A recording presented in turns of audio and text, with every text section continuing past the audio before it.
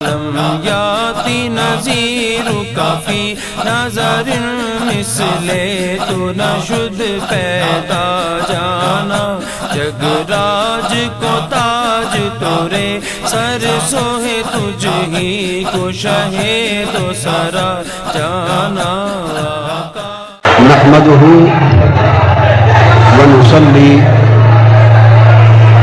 ونسلم على سيدنا ومولانا محمد رسوله النبي الأمين المكين الحنين الكريم الرؤوف الرحيم أما بعد أعوذ بالله من الشيطان الرجيم بسم الله الرحمن الرحيم وَإِذَا قِيلَ لَهُمْ تَعَالَوْا إِلَى مَا أَنزَلَ اللَّهُ وَإِلَى الرَّسُولِ رَأَيْتَ الْمُنَافِقِينَ يَصُدُّونَ عَنْكَ صُدُودًا صدق اللہ مولانا العظیم۔ امیر شریعت نائب شیخ الاسلام خواجہ خواجگاں حضرت خواجہ پیر محمد حمید الدین سیالوی دامت برکاتہ العالیہ، مجاہد ملت،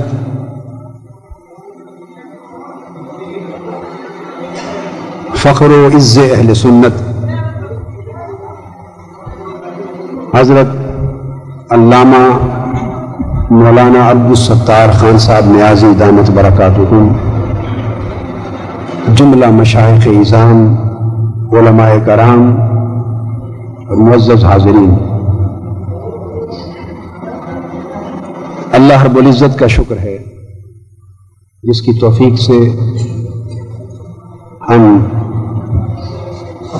نظام مصطفیٰ صلی اللہ علیہ وآلہ وسلم کے عنوان سے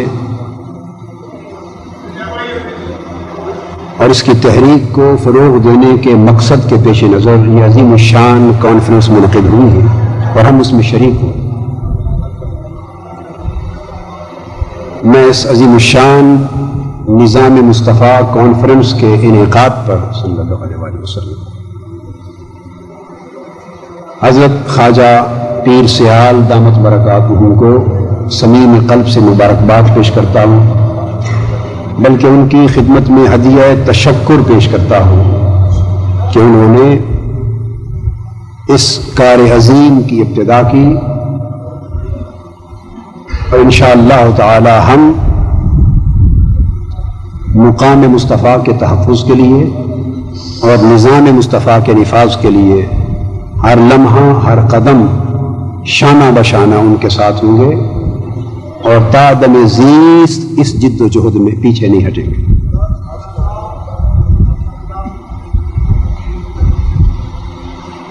آپ نے اکابر علماء اور زعماء کی خطابات سماعت فرمائے، وقت خاصا ہو چکا ہے۔ مجھے آنے سے قبل یہ اندازہ نہیں تھا کہ خود اکابرین کا اور علماء کرام کا بھی اتنا بڑا اجتماع ہوگا۔ اتفاق سے اشتہار میری نظر سے نہیں گزرا۔ میرے ذہن میں خیال تھا کہ میں قرآن اور مقام مصطفیٰ صلی اللہ علیہ وسلم کے موضوع پر معمول کے مطابق 1.5-2 گھنٹے کا خطاب کروں۔ جب یہاں صورتحال معلوم ہوئی تو میں نے ابھی حضرت قبلہ خواجہ صاحب دامت برکاتہم کے مشورہ سے اپنا خیال بدل لیا اور میں نے بھی چاہا کہ میں آپ کو اس موضوع پر ایک فکر اور پیغام دے دوں۔ موضوع پھر کبھی ہوتے رہیں گے۔ قرآن مجید کی ایک آیہ کریمہ کی مبارک الفاظ میں نے تلاوت کیے۔ ان میں اللہ رب العزت نے ارشاد فرمایا، وَإِذَا قِيلَ لَهُمْ تَعَالَوْا، جب ان سے یہ کہا جاتا ہے کہ آؤ، ان کو دعوت دی جاتی ہے کس کی طرف؟ اِلَى مَا أَنزَلَ اللَّهُ وَإِلَى الرَّسُولِ، ان کو دعوت دی جاتی ہے اللہ کے نازل کردہ احکام کی طرف، یعنی یہ دعوت الی اللہ ہے اور دعوت الی ما انزل اللہ ہے، اللہ کی طرف اور اس کے حکم کی طرف دعوت دی جاتی ہے، وَإِلَى الرَّسُولِ اور رسول پاک صلی اللہ علیہ وآلہ وسلم کی طرف دعوت دی جاتی ہے۔ دو دعوتیں دی جاتی ہیں، دعوت الی اللہ اور دعوت الی الرسول۔ اللہ رب العزت نے ارشاد فرمایا رأیت المنافقین، آپ منافقوں کو دیکھیں گے۔ اب آگے جس طبقے کا ذکر آ رہا ہے، جس نفسیات کا، جس ذہنی اور قلبی کیفیت کا آگے بیان ہو رہا ہے، اس کو عنوان منافقت کہ وہ طبقہ منافقین کا ہے، یہ آپ نے یا میں نے نہیں دیا، ان کو منافقین کا ٹائٹل اللہ رب العزت نے قرآن مجید میں دیا۔ اللہ رب العزت نے فرمایا کہ آپ دیکھیں گے رأیت المنافقین، منافقوں کو، یصدون عنک صدودا۔ دعوتیں دو تھیں اور دو دعوتوں کے جواب میں جن لوگوں کو اللہ رب العزت منافق قرار دے رہا ہے وہ اپنا سر جھٹک رہے ہیں، اپنی گردن پھیر رہے ہیں، انکار کر رہے ہیں، گریز کر رہے ہیں۔ دو دعوتوں کے مقابلے میں کیا دونوں دعوتوں سے گریز کر رہے ہیں؟ دعوت الی اللہ، اللہ اور اس کے حکم کی طرف آ جاؤ، اور میرے مصطفیٰ صلی اللہ علیہ وآلہ وسلم کی بارگاہ میں ان کی غلامی کی طرف آ جاؤ۔ دعوتیں دو تھیں۔ قرآن کہتا ہے کہ انہوں نے جواب میں گردن جھٹک لی، انکار کر دیا، پس و پیش کیا، گریز کیا۔ کس سے؟ کیا دونوں دعوتوں سے؟ یہ کہا کہ نہ اللہ کی طرف آتے ہیں اور نہ رسول کی طرف آتے ہیں؟ نہیں، قرآن کا کیٹیگوریکل ڈیکلیریشن ہے۔ قرآن کہتا ہے یصدون عنک صدودا، میرے محبوب وہ میری بارگاہ میں منافق لوگ وہ ہیں کہ وہ میری بارگاہ میں جھکنے سے نہیں کتراتے، میرے حکم کی طرف آنے سے گریز نہیں کرتے، میری اطاعت، میری عبادت، میری بندگی اور میرے حضور جھکنے سے گریزاں نہیں ہوتے، میری طرف تو دوڑے دوڑے آتے ہیں، کشاں کشاں چلے آتے ہیں اور میری بندگی پر فخر کرتے ہیں، نازا ہوتے ہیں، مگر کتراتے کس سے ہیں؟ محبوب یہ جو منافق ہیں ان کی علامت یہ ہے کہ میری طرف آتے ہیں، تیری طرف نہیں آتے۔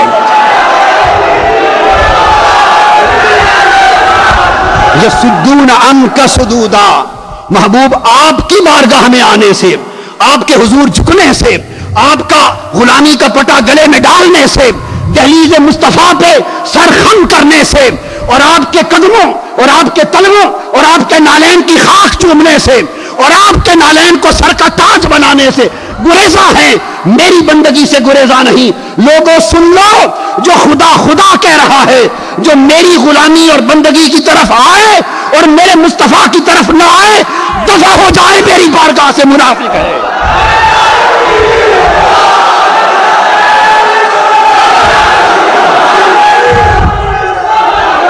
یہاں ایک بات بڑی واضح ہو گئی، تعالوا الی ما انزل اللہ میں توحید کی دعوت آ گئی۔ اب میں اگلا نقطہ عرض کر رہا ہوں، مقام مصطفیٰ کی بات کرنی ہے اور نظام مصطفیٰ کی بات کرنی ہے۔ تعالوا الی ما انزل اللہ، اس میں توحید کی بات بھی آ گئی اور اللہ کے دیے ہوئے احکام اور قوانین کی بات بھی آ گئی، مگر الی الرسول میں مقام مصطفیٰ کی طرف آنے کی بات آ گئی۔ الی ما انزل اللہ میں نظام تھا اور الی الرسول میں مقام تھا۔ تعالوا الی ما انزل اللہ، اللہ نے جو حکم نازل کیا وہ قرآن ہے، اور جو سنت نبوی صلی اللہ علیہ وآلہ وسلم ہے وہ بھی وحی ہے، وحی خفی ہے۔ تو اللہ کے قرآن نے جو نظام دیا، تعالوا الی ما انزل اللہ میں نظام ہے، وَإِلَى الرَّسُولِ میں مقام ہے۔ فرمایا میرے محبوب اعلان کر دے، جو شریعت کے نظام کی بات کرے مگر مصطفیٰ کے مقام کی بات نہ کرے، وہ لعنتی ہے، وہ جہنمی ہے، وہ منافق ہے۔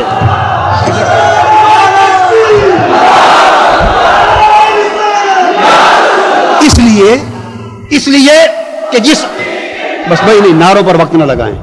اس لیے کہ وہ جس نظام کی طرف آنا چاہتا ہے، جس شریعت کی طرف آنا چاہتا ہے، جن احکام الہیہ کو قبول کرنا چاہتا ہے، اس سے پوچھو کہ وہ احکام تمہیں دیے کس نے؟ تم نے رب کو دیکھا؟ تم نے رب کو مجھے سنا، مجھے محسوس کیا، مجھے عقل سے جانا، مجھے پہچانا؟ ارے میرے حکم و شریعت کی طرف آنے والے مجھے نہ کوئی جان سکا، نہ کوئی پہچان سکا، نہ کوئی میری آواز سنے، نہ کوئی میرا جلوہ کرے، نہ کوئی مجھے محسوس کرے، نہ میں اس کا معقول، نہ اس کا مفہوم، نہ کوئی میری براہ راست ربط اور تعلق پیدا کر سکے. میں تو غیب الغیب ہوں، مجھے تو جانتا بھی کوئی نہ تھا. میرے ہونے کی خبر بھی میرے مصطفیٰ نے دی، میری شریعت کی خبر بھی مصطفیٰ نے دی. قرآن کا قرآن ہونا مصطفیٰ نے بتایا، میرے حکم کا نظام ہونا مصطفیٰ نے بتایا. ارے جس نے ہر چیز کی بنیاد رکھی ادھر جھکنے سے گریز کرتے ہو اور اسے چھوڑ کر میری طرف آنے کی بات کرتے ہو. محبوب بتا دے کہ رسالت کا واسطہ چھوڑ کر توحید کی بات کرنے والے منافق ہیں.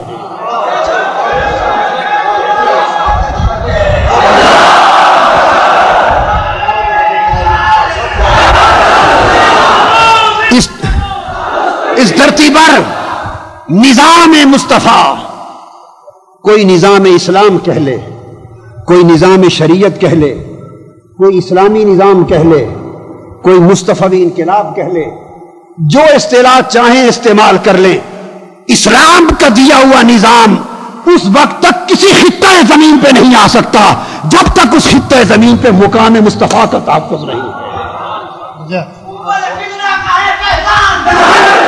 اللہ رب العزت نے فرمایا کہ توحید سے تمہارا ربط کیا ہے؟ قل هو اللہ احد. محبوب فرما دے وہ اللہ ایک ہے. محبوب فرما دے وہ اللہ، یہ صورت توحید ہے. قل کا معنی ہے فرما دے. اب قل یا ایھا الکافرون بھی کہا، قل اعوذ برب الفلق بھی کہا، قل اعوذ برب الناس بھی کہا. تو قل کا معنی تو مطلق یہ ہے کہ کہہ دے، فرما دے. آگے جو مضمون آ رہا ہے اسی کا فرمان ہے. تو لفظ قل میں تو توحید نہیں ہے، لفظ قل میں توحید کا مضمون نہیں ہے، وہ تو حکم ہے فرمانا. توحید کا مضمون کہاں سے شروع ہوتا ہے؟ هو اللہ احد، دوسرے لفظ سے. وہ یہاں سے توحید شروع ہو گئی. وہ اللہ احد ایک ہے. رب کائنات نے فرمایا لوگو سنو، میں اپنا مضمون توحید دوسرے لفظ سے شروع کر رہا ہوں. تو مولا پہلا لفظ کس کا ہے؟ فرمایا پہلا لفظ لفظ رسالت ہے. قل فرما دے، خدا کسی کو خود فرمائے کہ تو لوگوں سے فرما دے، اسی ربط کا پیدا ہو جانا رسالت کہلاتا ہے. خدا اپنا حکم، سنیے، اللہ کسی نبی کو وحی، کسی انسان پر وحی بھیج دے، اس وحی کے تعلق کا پیدا ہو جانا نبوت. وہ فرما دے کہ اے بندے میں تمہیں حکم دے رہا ہوں یہ لوگوں کو پہنچا دے، یہ تعلق پیدا ہو جائے تو یہ رسالت ہے. فرمایا قل محبوب میری بات لوگوں سے کہہ دے. یہ فرمانا کہ میری بات لوگوں سے کہہ دے یہ عنوان رسالت ہو گیا. تو فرما دیا لوگوں میرا اعلان یہ ہے کہ پہلا عنوان رسالت ہے، جو غلامی رسالت میں آئے گا اس کا ربط میری توحید سے قائم ہوگا. جو رسالت سے کترائے گا وہ عمر بھر ہے توحید کی رٹ لگاتا پھرے، اس سے بڑا بے ایمان کوئی نہیں ہے.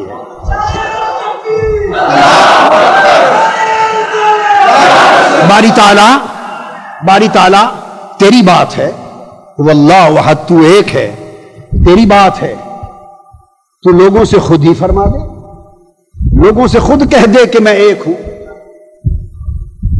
یہ درمیان میں قل لانے کی ضرورت کیا پیش آئی کہ محبوب نہیں تم فرما دو، تیری بات ہے، تو ایک ہے، بندے بھی تیرے ہیں، تو ان کا رب ہے، بات بھی تیری ہے، بندے بھی تیرے ہی ہیں، تو خود انہیں فرما دے میں ایک ہوں. حضور کو کیوں فرمایا جا رہا ہے محبوب آپ فرما دے کہ میں ایک ہوں؟ اللہ پاک نے فرمایا ہاں اس لیے کہ میری شان نہیں کہ میں لوگوں سے کلام کروں. میں ہر کس و ناکس سے کلام نہیں کیا کرتا. میری شان نہیں کہ میں بشروں اور انسانوں اور ہر کس و ناکس سے کلام کروں. بات بے شک میری ہے مگر میں ان سے کلام نہیں کرتا تو پھر باری تعالیٰ تیرا طریقہ کیا ہے؟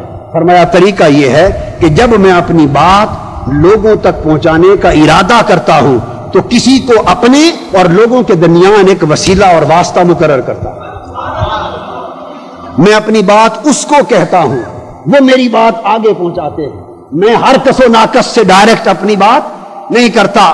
باری تعالیٰ یہ حکمت کیوں رکھی کہ محبوب میں اپنی بات تم سے کہتا ہوں اور پھر میری بات تم میرے بندوں تک پہنچا دو؟ اس کی حکمت یہ ہے تاکہ لوگ سمجھ جائیں کہ میں رب ہوں، اگر چاہوں تو بلا واسطہ کلام کر سکتا ہوں، قادر مطلق ہوں، چاہوں جس سے بلا واسطہ کلام کر سکتا ہوں. میری قدرت پر اور میری طاقت پر کوئی قدغن نہیں ہے، مگر میں رب ہو کر اور قادر مطلق ہو کر اے محبوب تیرے واسطے کے بغیر رب ہو کر لوگوں سے بات نہیں کرتا. ان سے پوچھو کہ رب تیرے واسطے کے بغیر ان سے بات نہیں کرتا، ان کو جرأت کیسے ہوئی کہ تیرے واسطے کے بغیر مجھ سے بات کرتا؟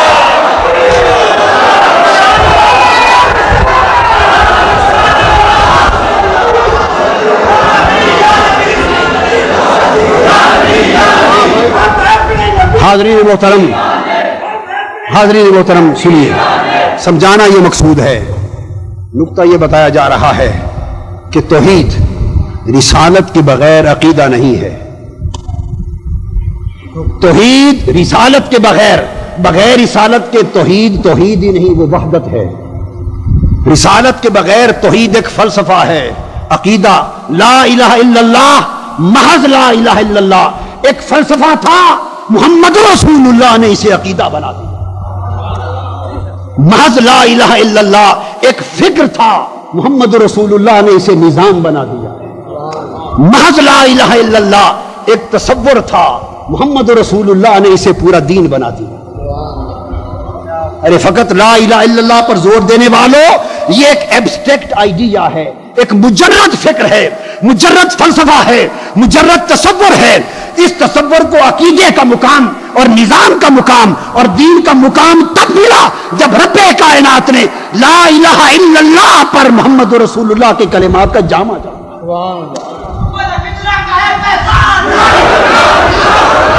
بھائی نہیں، میں نے منع کیا.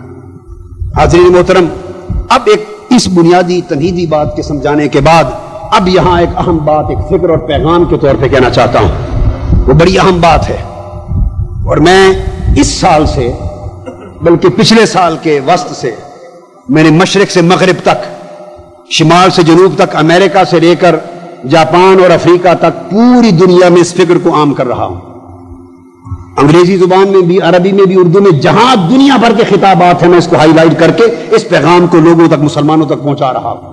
اور میں سمجھتا ہوں کہ یہ نظام مصطفیٰ کی کانفرنس سب سے بڑھ کر حقدار ہے کہ اس فکر کو آپ کے سامنے رکھو. بڑی اہم بات جو توجہ طلب ہے وہ یہ یاد رکھ لیجئے کہ آج مسلمانوں کے ایمان کو خطرہ کس سے ہے؟ خطرہ کیا ہے؟ حملہ ہمارے ایمان پر کس چیز کا ہے؟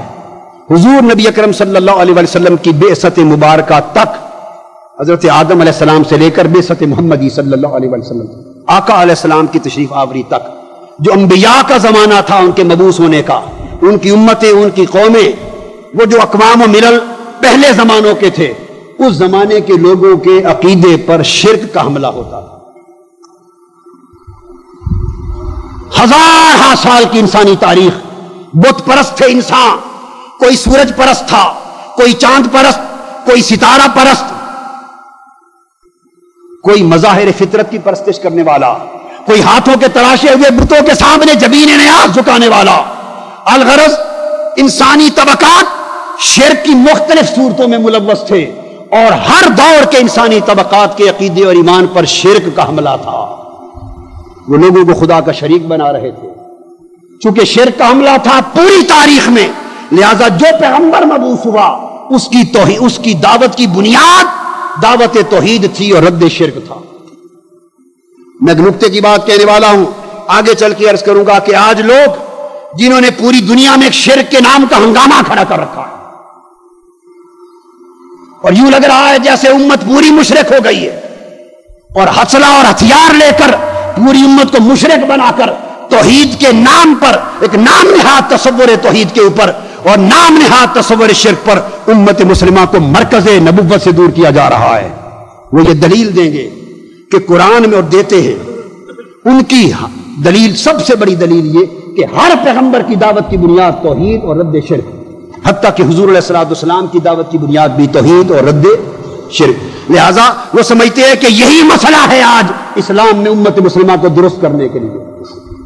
سمجھانا چاہتا ہوں، جب انسانی طبقات کے عقیدے پر شرک کا حملہ تھا، ضروری تھا کہ ہر پیغمبر شرک کا رد کرتا اور توحید کا نکھرا ہوا خالص تصور انسانیت کے سامنے پیش کرتا۔ یہ وجہ تھی کہ ہر پیغمبر دعوت توحید اور رد شرک کے دلائل کے ساتھ مبعوث ہوا، تا آ کے حضور نبی اکرم صلی اللہ علیہ وسلم تشریف لے آئے۔ مگر میں یہ بتا دینا چاہتا ہوں، آقا علیہ السلام کی 23 برس کی جد و جہد کے نتیجے میں شرک ہار گیا اور توحید جیت گئی۔ شرک ہار گیا، شرک مار کھا گیا، شرک دفن ہو گیا، وہ کمزور ہو گیا۔ حضور کی امت میں اس شرک کے پلٹ کر زندہ ہو جانے کا کوئی امکان باقی نہ رہا۔ پہلے تھا، ہر پیغمبر کے بعد نئی نسلیں اس پیغمبر سے ہی شرک کرنا شروع، اسی کو ہی اللہ کا شریک بنا دیتی۔ پلٹ پلٹ کر شرک حملہ آور ہوتا۔ شرک طاقتور تھا، اس لیے شرک کے خلاف ایک جنگ تھی۔ آقا علیہ السلام کی بعثت نے اس جنگ کو جیت لیا۔ شرک پر مبنی تصورات کبھی دلائل و براہین بلکہ برہان مطلق کی آمد کے ساتھ قد جاءکم برہان من ربکم، اس برہان عظیم کی آمد کے ساتھ رد ہو گئے۔ شرک کی کمر ٹوٹ گئی، اور کمر ٹوٹنے کی علامت تھی اللہ نے فرمایا الیوم یئس الذین کفروا من دینکم فلا تخشوہم واخشوء۔ آج کافر مایوس ہو گئے، ان کی کمر ٹوٹ گئی، آج کے بعد ان سے نہ ڈرنا۔ شرک ہار گیا، توحید کی بنیادیں مضبوط ہو گئیں۔ لہذا آقا علیہ السلام اس دنیا سے ظاہراً پردہ فرمانے سے قبل امت کو یہ خوشخبری سنا کر گئے، اور آقا سے پہلے کسی پیغمبر نے امت کو یہ خوشخبری نہیں سنائی تھی۔ جیسے قرآن کے بارے میں خوشخبری آئی، انا نحن نزلنا الذکر وانا لہ لحافظون، ہم نے اس ذکر کو، قرآن کو نازل کیا اور ہم اس کی حفاظت کریں گے۔ یہ حفاظت کی ضمانت کسی پیغمبر نے اپنی کتاب کے بارے میں اللہ کی طرف سے نہ دی تھی۔ لہذا چونکہ ضمانت نہ دی تھی، ساری کتابوں کے ٹیکسٹ نسخ ہوتے رہے، رد و بدل ہوتا رہا۔ قرآن کے بارے میں ضمانت آ گئی، 14 صدیاں بیت گئیں، شرق سے غرب تک ساری دشمنان اسلام کی دنیا قرآن میں ایک حرف کی بھی ترمیم نہ کر سکی، اور قیامت تک کوئی نہیں کر سکتا، کیونکہ اس کی حفاظت کی ضمانت آ گئی ہے۔ میں نے یہ مثال دی ہے دلیل قرآن مجید کی، اس کو ذہن میں رکھ لیں۔ جس طرح قرآن مجید نے ضمانت دے دی کہ اس کی حفاظت اللہ نے کر لی، لہذا اب قرآن کے ٹیکسٹ کو بدل کوئی نہیں سکتا، اسی طرح کسی پیغمبر نے اپنی امت کو اس امر کی ضمانت نہیں دی تھی کہ اب میرے بعد شرک نہیں ہوگا۔ اٹھا کے دیکھ لیجئے، قرآن پڑھیے، تورات کی ساری مسودہ کتابیں پڑھ لیجئے، کتب حدیث کھنگال لیجئے، کسی پیغمبر کی زبان سے یہ گارنٹی کا اعلان نہیں ہوا کہ میرے بعد اب شرک پلٹ کر نہیں آئے گا اور تم شرک میں میرے بعد مبتلا نہیں ہوگے۔ یہ گارنٹی نہ تھی، نتیجہ یہ ہوا جس طرح ان کی کتابیں بدل دی جاتی رہیں، اسی طرح بعد ازاں شرک بھی پلٹ پلٹ کر حملہ آور ہوتا رہا اور آتا رہا، اور پیغمبر آ کے پھر اس کو شکست دیتے رہے۔ تو جیسے پہلے کسی پیغمبر نے شرک کے خاتمے کا اعلان نہیں فرمایا تھا، آقا علیہ السلام تشریف لائے، صحیح بخاری اور مسلم متفق علیہ حدیث، متفق علیہ۔ آقا علیہ السلام 11واں سن ہجری تھا، صحابہ کرام کے ہمراہ شہداء احد کے مزارات پر تشریف لے گئے۔ متفق علیہ حدیث لے رہا ہوں، غالباً حضرت عقبہ بن عامر رضی اللہ تعالیٰ عنہ سے مروی، تشریف لے گئے شہداء احد کے مزارات پر، اور صحابہ راوی کہتے ہیں کہ ان کی وفات کا 8واں سال تھا، بعد 8 سال، 8 سال بعد شہداء احد یعنی واقعہ احد پیش آیا 3 ہجری میں، اور 8 سال بعد جو تشریف لے جانے کا واقعہ اس حدیث میں بیان ہو رہا ہے، اس کا مطلب ہے یہ تھا 11 ہجری میں۔ یاد رکھ لیں یہ بات، 11 سن ہجری، اور 11 سن ہجری میں ہی حضور علیہ السلام کا وصال ہے۔ وہ یہ بات جو بتا رہا ہوں اعلان کی، یہ آقا علیہ السلام نے اپنی حیات ظاہری کے آخری ایام مبارک میں فرمائی۔ اور حضرت عقبہ راوی حدیث کے فرماتے کہ آقا علیہ السلام کا وہ خطاب سنا اور آپ کے چہرے انور کا دیدار کیا، پھر اس طرح منبر پر یہ ہماری زندگی کا آخری دیدار تھا، پھر وصال ہو گیا۔ حدیث کی نص میں اس سے تصدیق ہو گئی کہ وہ آخری ایام میں سے تھا۔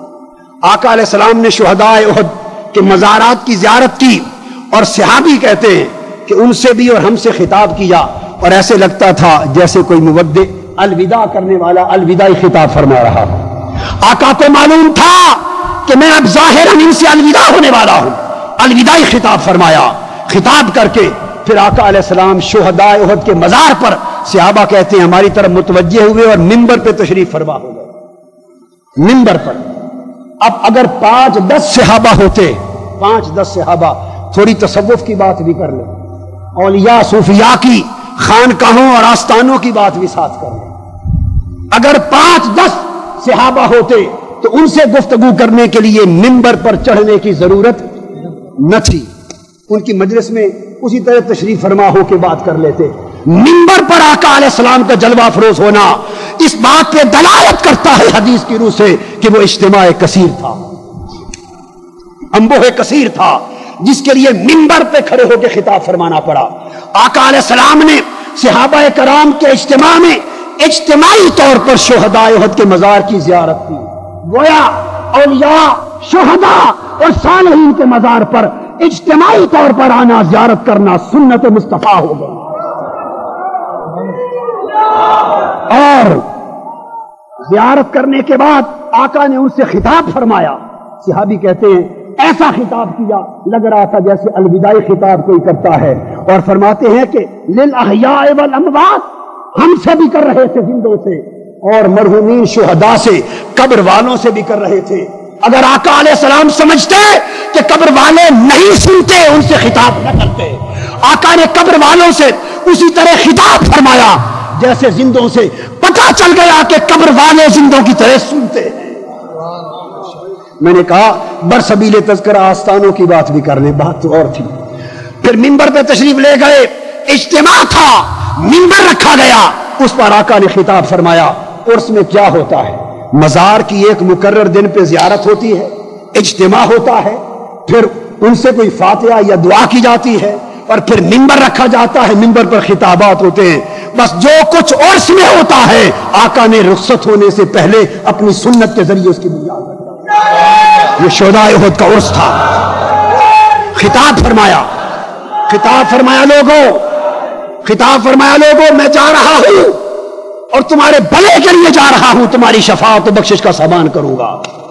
اپنے آپ کو فرض فرمایا اور فرمایا کہ میں حوض وعدہ کر کے جا رہا ہوں، اب میرا تمہارا موعد حوض کوثر ہے، اب اگلی ملاقات حوض کوثر پر ہوگی۔ یہ خطاب ہے۔ پھر فرمایا ہاں سنو، میں اس مقام پر کھڑا ہو کر اس وقت حوض کوثر کو اپنی آنکھوں سے دیکھ رہا ہوں۔ یہ سب کچھ بیان فرماتے رہے، اور بیان کر کے آخری جو عنوان تھا خطاب کا، آخری موضوع، آقا علیہ السلام نے فرمایا، مختلف روایات آئی ہیں، بخاری میں بھی مسلم میں بھی 3 مقامات پہ روایات آئی ہیں۔ آقا علیہ السلام نے ایک روایت کے مطابق قسم اٹھائی، فرمایا واللہ، خدا کی قسم، فرمایا انی لا اخشى علیکم ان تشرکوا بعدی ولکن اخشى علیکم الدنیا تربصوا فیہا۔ فرمایا خدا کی قسم، اعلان سن لو، آج یہ خطرہ ختم ہو گیا ہے، یہ خوف برقرار نہیں رہا، اور مجھے اس بات کا کھٹکا نہیں ہے کہ میرے بعد تم شرک میں مبتلا ہو جاؤ گے۔ شرک ختم ہو گیا۔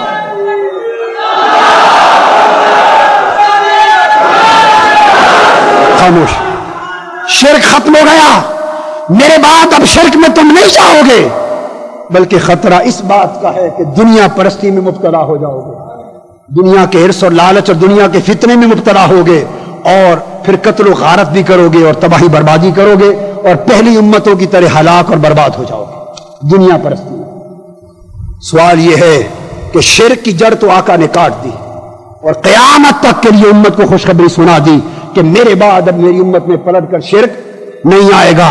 ارے نادانوں، تاجدار کائنات شرک پلٹ کر نہ آنے کی ہمیں خوشخبری سنا چاہے، اور تمہیں شرک کا مرض لاحق ہو جائے، تمہاری تقریریں بھی شرک پر، تمہاری تحریریں شرک پر، تمہاری تبلیغیں شرک پر، تمہیں آقا کی ساری امت مشرک نظر آئے حیا کرو، مصطفیٰ نے خوشخبری سنائی ہے شرک نہیں ہوگا، امت میں شرک نہیں، اب شرک کہنے والے خود مشرک۔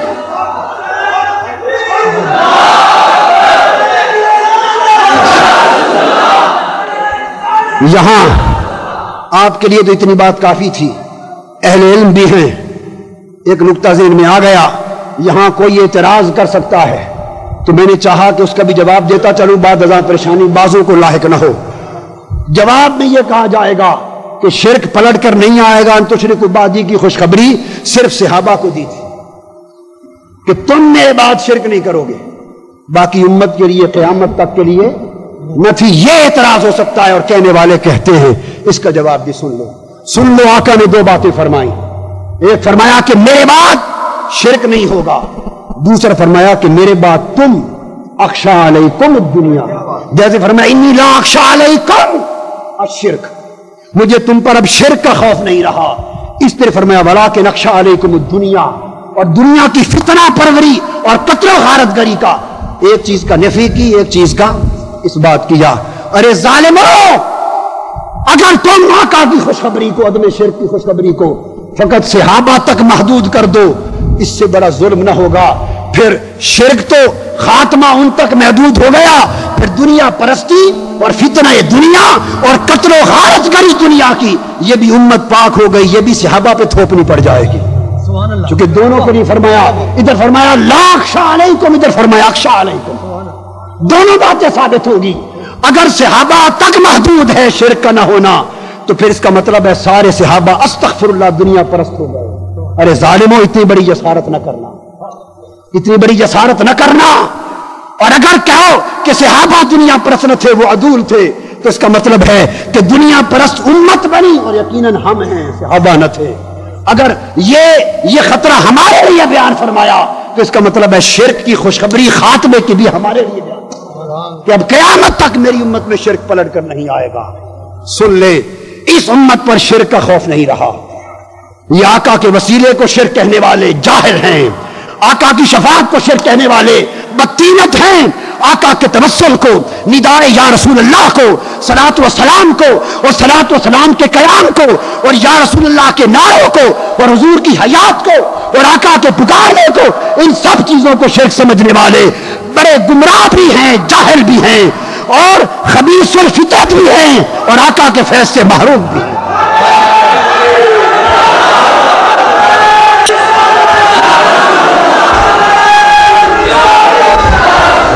حاضرین، شرک کا خطرہ نہیں رہا تو سوال یہ ہے کہ خطرہ کس چیز کا ہے؟ آج جس کا خطرہ ہے اسی کے خلاف تحفظ کی جنگ لڑنی چاہیے، یہ مقام مصطفیٰ اور نظام مصطفیٰ۔ خطرہ آج امت کے عقیدہ توحید کو نہیں ہے، خطرہ امت کے عقیدہ رسالت کو،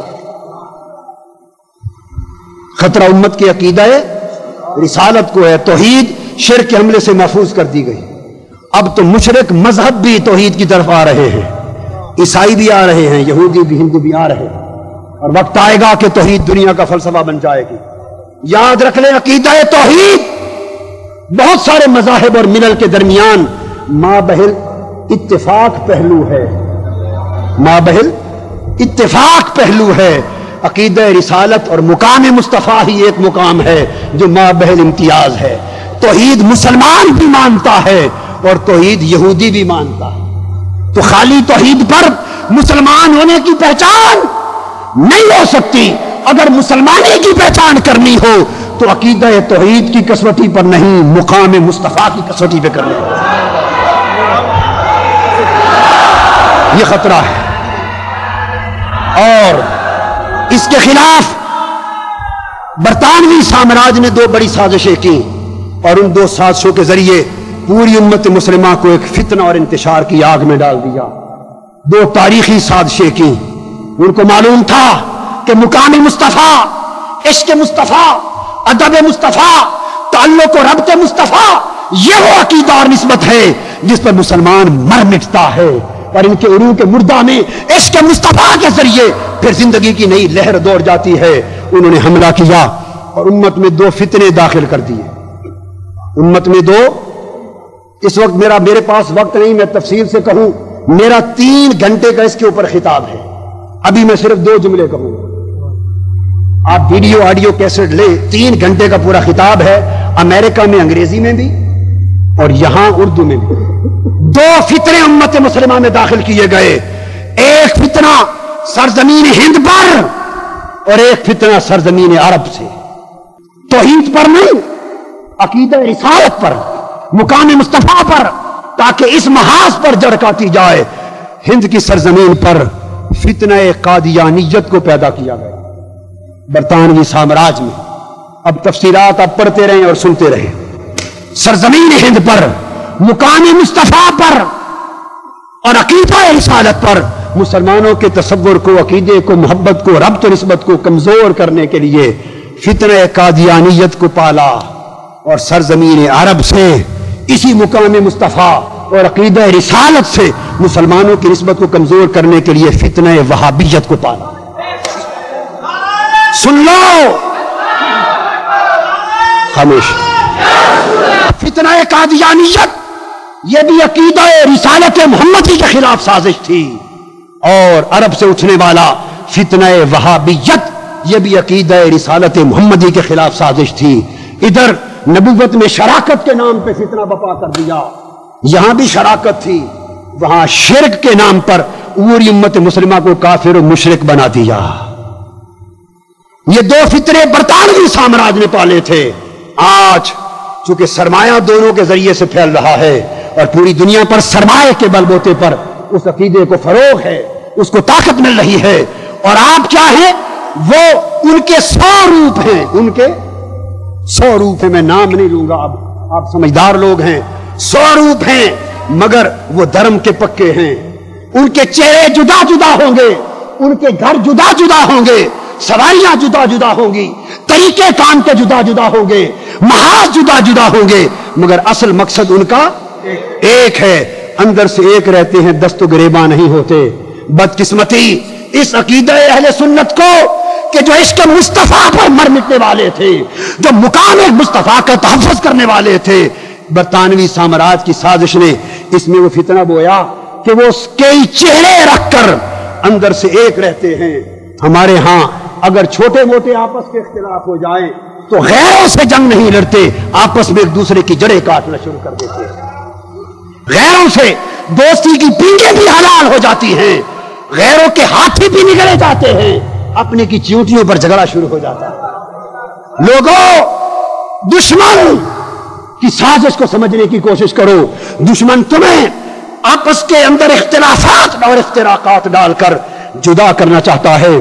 ارے وہ لوگ جن کی دل کی تعریف سونے یار سے ملی ہیں، عشق محمد کے سائے میں جو پل رہے ہیں، جن کے خون میں عشق مصطفیٰ کی تپش ہے، ان کو خطرہ فقط انہی سے ہے. ہوشیار ہو جاؤ. اور آج نظام مصطفیٰ کے نفاذ اور مقام مصطفیٰ کے تحفظ کے لیے میں برملا آپ کو بتا رہا ہوں، آقا دو جہاں کے ساتھ اسی نسبت مقام مصطفیٰ کو پھر سے زندہ کرنا ہوگا. توحید کی بات کرنے والوں اور عشق و ادب رسول کے مظاہر کو شرک کہنے والوں، سن لو، ہم اپنا کوئی معیار نہیں دیتے، سب معیار پھینک دیے. آؤ آج بخاری اور مسلم کو لے کر صرف ابو بکر صدیق سے لے کر جملہ صحابہ کے دیے ہوئے معیار پہ اکٹھے ہو جائیں. بس آخری بات کر رہا ہوں جس پر خطاب اور گفتگو ختم کر دوں گا. یہی مقام مصطفیٰ ہے اور یہیں سے اجرائے نظام مصطفیٰ ہے. آؤ ہم اپنے پیمانے چھوڑ دیں، تم اپنے من گھڑت پیمانے چھوڑ دو. ارے جو دین صحابہ کرام نے آقا سے سیکھا وہ تو سچا ہے اور وہی سچا ہے، جو اس سے مختلف ہے وہ جھوٹا ہے. آؤ بخاری مسلم کی متفق علیہ حدیث پاک میں حضرت انس بن مالک رضی اللہ تعالیٰ عنہ روایت کرتے ہیں، فرماتے ان ابا بکر کان یصلی لهم فی وجه النبی الذی توفى فیہ حتی اذا کان یوم الاثنین هم صفوف فی الصلاۃ فکاشف النبی صلی اللہ علیہ وسلم ستر الحجرہ ينظر الینا فتبسم وینظر الینا وهو قائم فتبسم کأن وجهه برکۃ مصحف فہممنا ان نفتتن من الفرح برؤیت النبی صلی اللہ علیہ وسلم وَنَاكَسَ أَبُو بَكْرٍ عَلَىٰ عَقِبَيْهِ وَظَنَّ أَنَّ النَّبِيَّ صلی اللہ علیہ وسلم خارج إلى الصلاة فأشار إلينا النبي صلی اللہ علیہ وسلم أن أتموا صلاتكم وأرخوا الستر وكما قال. حدیث پاک یہ ہے کہ جب آقا علیہ السلام کے وصال کے دن آ گئے، قریب آ گئے، جب شامل رخصت ہونے لگا، جب ڈھولن کے رخصت ہونے کے دن آ گئے، جب شامل کے رخصت ہونے کے دن آ گئے، تو سیدنا صدیق اکبر کو حکم دیا ابو بکر میرے غلاموں کو تم نماز پڑھایا کرو. امامت کا تصور بھی سمجھا دیا، نماز پڑھایا کرو. 3 دن گزر گئے، علالت اور نکاحت کے باعث آقا علیہ السلام باہر تشریف نہیں لا سکے، تشریف نہیں لائے. صحابہ جو شاک تھے، مشتاقان دید تھے، ان کی نگاہیں ترس گئیں. وہ جو ایک لمحہ بھی یار کے مکھڑے سے، چہرے سے اوجھل نہ ہوتی تھی، یار کا جلوہ ایک لمحہ بھی اوجھل نہ ہوتا تھا. 3 دن بیت گئے کہ حضور کا مکھڑا دیکھ نہ سکے تھے. بے چین تھے، مضطرب تھے، ملتہب تھے، پریشان تھے. نماز کا وقت آ گیا، جماعت شروع ہو گئی. حدیث کے لفظ ہیں ہم صفوف فی الصلاۃ، وہ صفیں بنا کر نماز کے اندر کھڑے تھے. نہ صفوف الی الصلاۃ ہے، نہ صفوف للصلاۃ. صفیں بنا نہیں رہے تھے اور نماز کی تیاری نہیں کر رہے تھے کہ نماز سے باہر تھے. فی الصلاۃ، صفیں بن چکی تھی، صف در صف کھڑے نماز پڑھ رہے تھے اور نماز کی حالت کے اندر تھے، نماز کی حالت کے اندر تھے. آقا علیہ السلام کی طبیعت مقدسہ نے کچھ افاقہ محسوس کیا اور آقا کی طبیعت مبارکہ نے چاہا کہ ذرا پردہ ہٹا کے غلاموں کو دیکھو تو صحیح کہ میرے ابو بکر کے پیچھے کس طرح مجتمع ہو کے نماز پڑھ رہے ہیں. آقا علیہ السلام نے ہمیں ایسی تو کوئی حدیث دکھائی نہیں دی. سیدنا علی شیر خدا رضی اللہ تعالیٰ عنہ کی ساری فضیلتیں بجا، ساری فضیلتیں بجا، مگر نہ کسی اہل سنت کی کتاب حدیث میں اور نہ ہی اہل تشیع کی کتاب حدیث میں، شیعہ میں ایک روایت نہیں ملی جس میں آقا نے حضرت علی کو پکڑ کے سب صحابہ کا امام بنا کے مصلی بھی. امامت کا فیصلہ تو کر گئے، جھگڑا کس بات کا؟ باقی اقوال فضیلت وہ تو آقا نے ہر ایک کے لیے وقتاً فوقتاً فرمائے تھے، ہر ایک کی توجیہ اور تعویل ہے.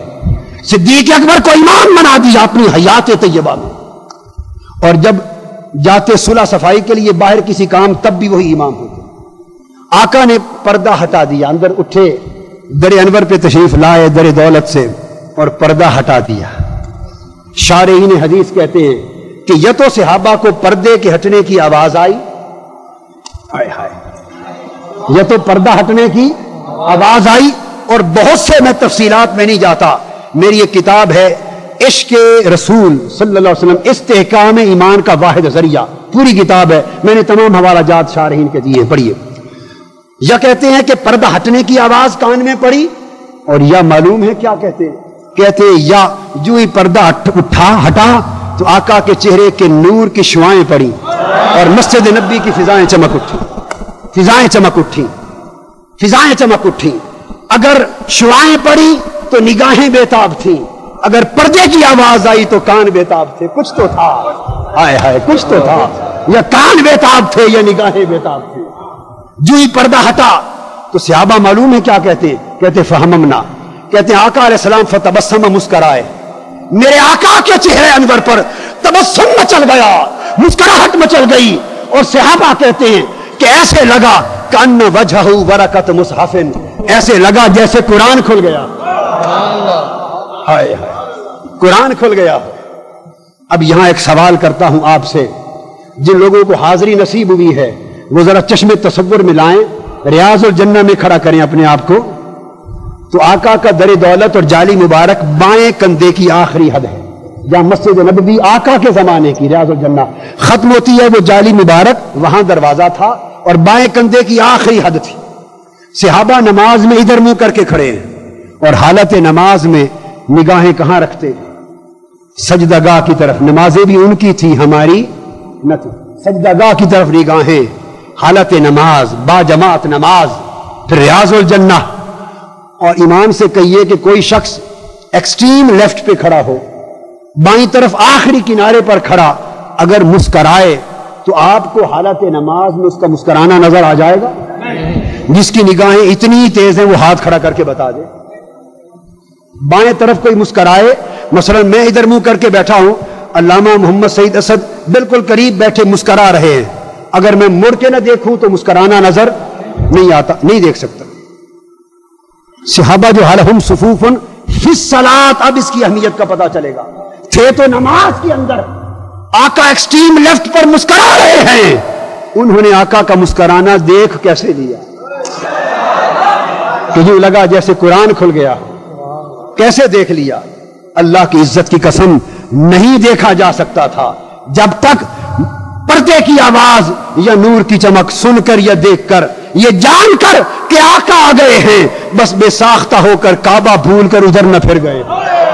بے ساختہ چہرے مڑ گئے، نگاہیں پھر گئی، سمتیں یاد نہ رہی، اور دیدار مصطفیٰ کی طرف سب مستغرق ہو گئے، اور حضور کا مسکراتا مکھڑا تکنے میں مست بے خود ہو گئے. بھائی چھوڑیے، اب رسالت بھی کہو. صحابہ کہتے ہیں کہ قرآن کھلا ہوا نظر آ رہا تھا، قرآن کھلا ہوا نظر آ رہا تھا. قرآن پورا تشبیہ دی کیا؟ اور کسی عاشق نے کہا مصحف را ورق ورق دی دم، ایک سورت نہ مثل سورت ہو. میں نے سارا قرآن ورق ورق کھول کے دیکھا ہے، خدا کی قسم قرآن کی ایک سورت بھی مصطفیٰ کی سورت جیسی دکھائی نہیں دیتی. ہائے ہائے، فتووں سے معافی مانگتا ہوں اور فتووں سے ڈرتا بھی نہیں ہوں. بتانا یہ چاہتا ہوں کہ اگر کوئی فتویٰ لگائے کہ انہوں نے تو کہا کہ قرآن کھلا ہوا نظر آ رہا تھا، اور آپ نے کہا کوئی صورت قرآن کی حضور کی صورت جیسی نہیں، معاذ اللہ شرک کر دیا. نہیں، تھوڑا غور کرو، انہوں نے قرآن کی صورت نہیں کہی، پورا قرآن کھلا ہوا کہا. اور یہ کہہ رہا ہے 114 صورتیں دیکھی، خدا کی قسم 114 صورتوں میں سے کوئی ایک صورت بھی یار کی صورت جیسی نہیں. اگر صورت کو اکیلا دیکھو تو حضور کی صورت جیسی نہیں. 114 ساری صورتوں میں حسن کے جلوے سارے سمٹ جائے تو پھر مصطفیٰ کا چہرہ بنتا ہے.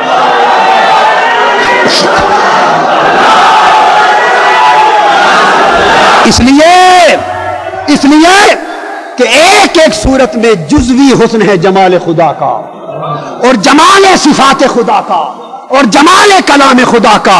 ایک صورت میں جزوی حسن ہے، قرآن پورے میں کلی حسن ہے. صحابہ کہہ رہے تھے کہ یوں لگا جیسے خدا کا پورا حسن کھل گیا ہو، قرآن کھل گیا ہو، خدا کا پورا حسن کھل گیا ہو. یہ ایک الگ بات ہے، میں ادھر نہیں جاتا پھر ایک اور راستہ نکل آئے گا. ہائے ہائے، میں ہٹنا نہیں چاہتا. حاضرین محترم، چہرے پھر گئے، اور صحابہ کہتے ہیں فہممنا ان نفتتنا من الفرح برؤیت النبی صلی اللہ علیہ وسلم، جن کو مغالطہ تھا وہ بھی دور کر لیں. فرمایا قریب تھا کہ ہم نمازیں توڑ دیں، نمازیں توڑ دیں اور مصطفیٰ کے دیدار میں غرق ہو جائیں. ارے اب یہ حضرت خواجہ پیر حمید الدین سیالوی کا عقیدہ نہیں ہے، حضرت پیر کرم شاہ صاحب کا یا صاحبزادہ میر حسنات صاحب کا عقیدہ نہیں سنا رہا. عقیدہ تو ان کا یہی ہے مگر سنا ان کا نہیں رہا. حضرت مجاہد ملت کا عقیدہ نہیں سنا رہا. آپ انکار کر سکتے ہیں، کہہ سکتے ہیں میں نہیں مانتا. حضرت علامہ سید حامد سعید کاظمی شاہ صاحب کا جگر گوشہ حضرت غزالی زمان رضی اللہ تعالیٰ عنہ، ان کا عقیدہ کہہ کے نہیں سنا رہا. پروفیسر سید اسد صاحب کا نہیں سنا رہا، پیر صاحب کا نہیں سنا رہا، علامہ پیر محمد عبد القادری صاحب کا عقیدہ نہیں بتا رہا، اپنا نہیں بتا رہا. ہمارا تو جو ہے سو ہے اور یہی ہے، مگر یہ عقیدہ تو صحابہ کا سنا رہا ہوں، خلفائے راشدین کا، صدیق اکبر کا، خلفائے راشدین کا. کہتے ہیں آج توحید بچانے والوں کو یہ فکر ہے کہ نماز میں حضور کا خیال لے آئے تو نماز جاتی رہی. ارے ایک تمہاری نماز ہے کہ آقا کے خیال سے تمہاری نماز جاتی ہے، ایک صحابہ کی خیر نماز ہے کہ قبلہ کا رخ چھوڑ کر مصطفیٰ کی طرف مگن ہو گئے. ارے تمہاری نمازوں کو مانے یا ان عاشقوں کی نمازوں کو مانے، لے جاؤ اٹھا کے اپنی نمازوں کو جہنم میں. جس نماز میں آقا کے خیال سے نماز جاتی رہے وہ نماز بھی دوزخ کا ایندھن ہے. اور ایسے عقیدے بنانے والا بھی دوزخ کا ایندھن ہے. عقیدہ تو صحابہ کا. فرماتے قریب تھا کہ ہم نمازیں توڑ دیں اور دیدار مصطفیٰ میں غرق ہو جائیں, مست ہو جائیں. سب کے رخ ادھر مڑ گئے. یہاں ایک جنگ چھڑ گئی. عقل کہنے لگی, عقل کا مفتی کہنے لگا, عقل کا مفتی کہنے لگا کہ خبردار ادھر چہرے نہ کرنا, نمازیں ٹوٹ جائیں گی, قبلہ ادھر ہے. عشق کا رومی بول اٹھا, بو علی اندر غبارے ناک کا گم, دست رومی پردے محمل کرے. عقل والوں ابن سینا کو کبھی یار کا مکھڑا نہیں ملتا, وہ تو ناک کے اونٹنی کے پاؤں کی گرد میں گم ہو جاتا ہے. محمل پہ پہنچ کے پردہ اٹھانا تو عاشقوں کا کام ہے, درویشوں کا کام ہے, خشک مولویوں کا کام نہیں ہے. اور شرک کے فتوے لگانے والے ملاؤں اور مفتیوں کا کام نہیں ہے. ان کا کام ہے جنہوں نے میخانہ عشق سے کچھ گھونٹ بڑے ہیں. اور خواجہ اجمیر کا کلام سنا ہے, دلا بحلقہ رندان بزم عشق درا کہ جرعے سے شراب بقا دہند تورا. اگر بقا طلبی ولد فنا باید کہ تا فنا نشوی رہنمی پری. آؤ یہ عشق میں خانے سے سبق ملتا ہے کہ صحابہ کے عقیدے کیا تھے. عشق عقل کے مفتی نے کہا نمازیں ٹوٹ جائیں گی. عشق کے رومی نے جواب دیا, کیا ہوا, نمازیں جو قضا ہوں پھر ادا ہوں, نمازیں جو قضا ہوں پھر ادا ہوں, نگاہوں کی قضائیں کب ادا ہوں. عقل کا مفتی بولا, نعرے چھوڑیے, عقل کا مفتی بولا ادھر چہرے نہ کرو, ایسے ہوائے کرام, ادھر چہرے نہ پھیرو, کعبہ ادھر ہے, کعبہ ادھر ہے. عشق کا امام بولا, کیا ہوا اگر کعبہ ادھر ہے تو کعبے کا کعبہ, کعبے کا کعبہ ادھر ہے. اور اس مقام پر اعلی حضرت شاہ احمد رضا خان بریلوی رضی اللہ تعالیٰ عنہ کی روح پکار اٹھی کہ حاجیو آؤ شہنشاہ کا روضہ دیکھو. کعبہ تو دیکھ چکے, اب کعبے کا کعبہ دیکھو.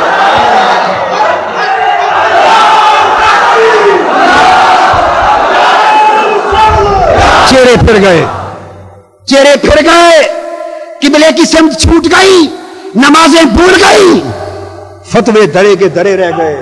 لے جاؤ فتوے کے پلندے اٹھا کر, رہ گئے فتوے. عشق جیت گیا. یہ مقتدیوں کا حال تھا.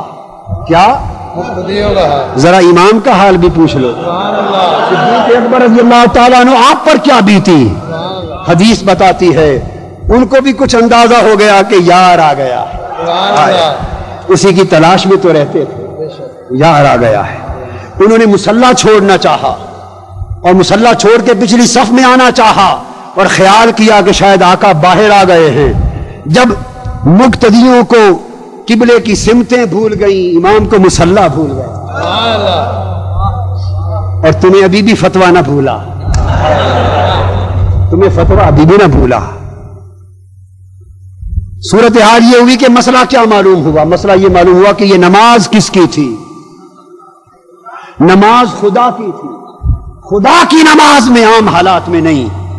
صحابہ قبلہ رخ چھوڑ کر مصطفیٰ کے رخ کو تک رہے ہیں. صدیق اکبر رضی اللہ تعالیٰ عنہ مصلی چھوڑ رہے ہیں. نماز خدا, عقیدہ سن لو, یہ مقام مصطفیٰ ہے. نماز خدا کی ہے, ادب مصطفیٰ کا.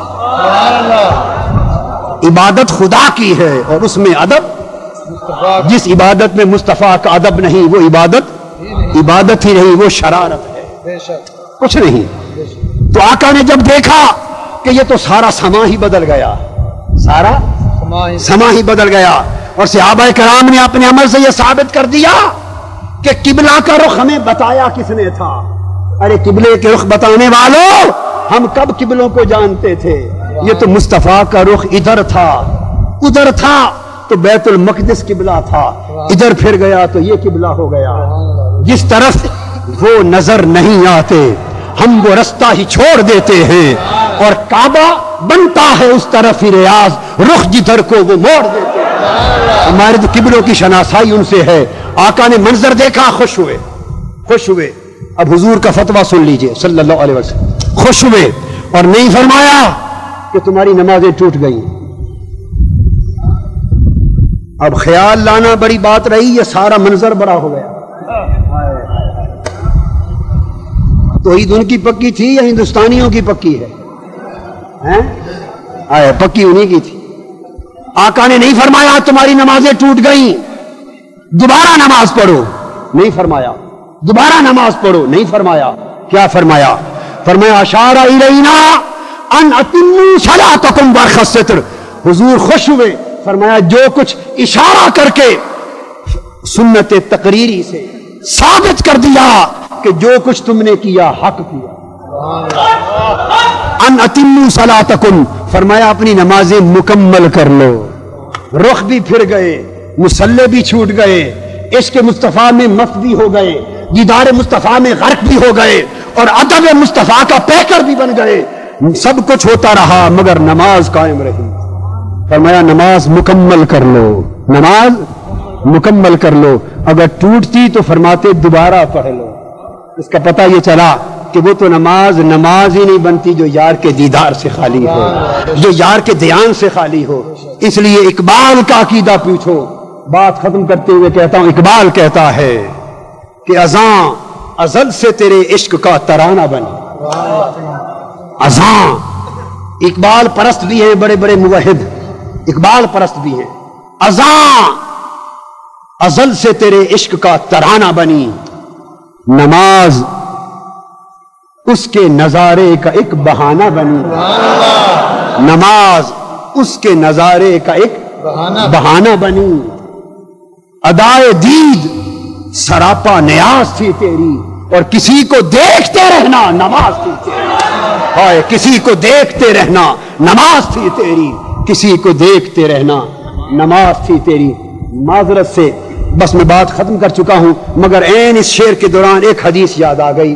تفصیل کے بغیر حدیث اجازت ہو تو سنا دوں. مسند ابو یعلا کی روایت ہے، مسند ابو یعلا کی روایت ہے. غزوہ بدر میں اللہ پاک نے فرشتوں کو بھیجا، آپ جانتے ہیں قرآن مجید میں موجود ہے کہ جاؤ فرشتوں، تمہارا کام لڑنا نہیں ہے اور نہ ہی تمہیں لڑنے مرنے کے لیے پیدا کیا تھا. تم تو تسبیح تحلیل کے اور مدبرات امر والے لوگ ہو. تلواریں پکڑنا جنگ کرنا تمہارا کام، تم نے تو پہلے دن ہی کہہ دیا تھا کہ یہ خون بہانا ان کا کام ہے، ہم تو تسبیح والے لوگ ہیں. مگر آج یار کے غلاموں نے یار سے مطالبہ کر دیا ہے کہ ڈر لگ رہا ہے، تو حضور نے فرما دیا ہے کہ مولا فرشتوں کو بھیج، آج اپنا نظام بدل رہا ہوں. جاؤ تلواریں پکڑو. اور یار خوش اس میں ہے کہ فرشتے بھی جنگ لڑیں. میدان جنگ میں آ گئے، جنگ جیتی گئی. لڑی تو صحابہ نے، ان کی تلوار لگنے سے پہلے گردنیں کٹتی تھی، مگر حوصلہ بن گیا. جنگ جیتی گئی، جنگ بدر ختم ہو گئی، اسلام جیت گیا، کفار کا لشکر شکست کھا گیا. اس کے بعد نماز کا وقت آ گیا. میدان بدر میں ہی ایک طرف جا کر آقا علیہ السلام نے نماز پڑھائی، نماز پڑھانا شروع کی. قاضی ثناء اللہ پانی پتی نے بھی تفسیر مظہری میں اس کو نقل کیا ہے. نماز پڑھانا شروع کی، روایت مسند ابو یعلا کی. نماز شروع ہو گئی. جبرائیل امین علیہ السلام فرشتوں کے وفد کے قائد تھے، کمانڈر ان چیف تھے، وہ کمانڈر تھے. انہوں نے سوچا کہ جس مقصد کے لیے آئے تھے وہ تو تھی جنگ، اور جنگ مسلمانوں نے جیت لی، مقصد پورا ہو گیا. اب تو ہمارا کوئی کام ہے نہیں. سارے فرشتوں کو اکٹھا کر کے جبرائیل امین نے سوچا کہ حضور علیہ السلام تو اب نماز میں مصروف ہو گئے، مقصد پورا ہو گیا، اب ہم واپس چلے جائیں. جبرائیل امین ملائکہ کو لے کر اللہ کے حضور واپس چلے گئے، آسمانوں کی طرف واپس چلے گئے. کام ہو چکا، ڈیوٹی پوری ہو گئی، ڈیوٹی بھگتا کے واپس چلے گئے. آسمان کے قریب پہنچے، حکم ہوا خبردار آسمانوں کے دروازے مت کھولے جائیں. کیوں؟ جبرائیل ملائکہ کا پورا لشکر لے کر میرے مصطفیٰ سے اجازت لیے بغیر آ رہا. جبرائیل امین پلٹ آئے. اب حدیث کے الفاظ یہ ہیں کہ پلٹ کر گھوڑے پر سوار تھے آقا علیہ السلام حالت نماز میں، صحابہ کرام پیچھے ہیں نماز میں، سامنے کی طرف کھڑے ہو کر آقا کے سامنے آئے اور مسکرائے۔ مسکرانا اس بات کی علامت تھی کہ حضور میں نے تو یہی سمجھا کہ اجازت لینے کی ضرورت نہیں، پر رب نے آسمانی کائنات میں داخلی نہیں ہونا اور واپس موڑ دیا جبرائیل جس محبوب کے لیے بھیجا تھا، ورنہ میں تو ویسے ہی ایک امر سے ہی فتح دے سکتا تھا، اس کی خاطر بھیجا تھا، اس کی اجازت کے بغیر واپس نہیں پلٹ کے آ سکتے، جاؤ اجازت لے کے آؤ۔ تو اس خیال سے مسکرائے اور آقا علیہ السلام بھی حالت نماز میں جبرائیل امین کو دیکھ کے مسکراتا رہا۔ ان کا مسکرانا یہ بتا رہا تھا جبرائیل اب پتہ چل گیا، ہائے ہائے اب پتہ چل گیا نا، یہ راز و نیاز کی بات تھی، مسکراہٹ ہو گئی، ایکسچینج ہو گیا اسماعیل کا۔ جو حدیث میں بیان کرنا چاہتا ہوں، نماز سے فارغ ہو گئے صحابہ کرام جو پیچھے نماز پڑھ رہے ہیں، انہوں نے پوچھا آقا آج نماز میں آپ مسکرا کیوں رہے تھے؟ نماز میں مسکرا کیوں رہے تھے؟ ارے پہلی حدیث میں تو صحابہ بائیں طرف تھے، آقا کا چہرہ انور پیچھے نہ تھا، بائیں طرف تھا، اور سوال ہوا کہ کیسے تک لیا؟ اب تو صحابہ پیچھے کھڑے ہیں، امام اگر مصلی پہ کھڑا ہو کے خواہ ہنس رہا ہو خواہ کراہت والا چہرہ بنا رہا ہو، پنجابی میں کیا کہتے ہیں چبیسیاں، خواہ وہ چبیسیاں کر رہا ہو خواہ مسکرا رہا ہو، جو یا اباسیاں لے رہا ہو، پچھلی صف پہ کھڑے ہونے میں سے کون دیکھتا ہے امام کا چہرہ؟ وہ تو نظر نہیں آتا نا۔ ہائے ہائے ہائے، ارے چبیے وہ لوگ، میں کیا کہوں، جو لوگ اس راز کو نہیں سمجھ سکے ان کے پاس عقیدہ نہیں، بس چبیسیاں ہی ہیں، وہ چبیسیاں لیے پھرتے۔ ہائے ہائے، علماء بزرگ کہا کرتے تھے بے عشق نبی جو بھی پڑھاتے ہیں بخاری، آتا ہے بخار ان کو بخاری نہیں آتی۔ یہ حدیث عشق سے سمجھ میں آتی ہے۔ صحابہ نے پوچھا آقا مسکرا کیوں رہے تھے؟ ارے کوئی پوچھے اور آقا ہی پوچھ لیتے، میرا تو چہرہ آگے تھا تم پیچھے تھے، میرا مسکرانا تم نے کیسے دیکھ لیا؟ حضور نے بھی نہیں پوچھا صلی اللہ علیہ وسلم، اس لیے نہیں پوچھا کہ ان کو بھی معلوم تھا، ان کے بھی معلوم تھا کہ نماز تیرے نظارے کا ایک بہانہ بنا۔ ہائے ہائے، کہ یہ صحابہ کا معمول ہی تھا کہ نماز رب کی پڑھتے تھے، جلوہ یار کا کرتے۔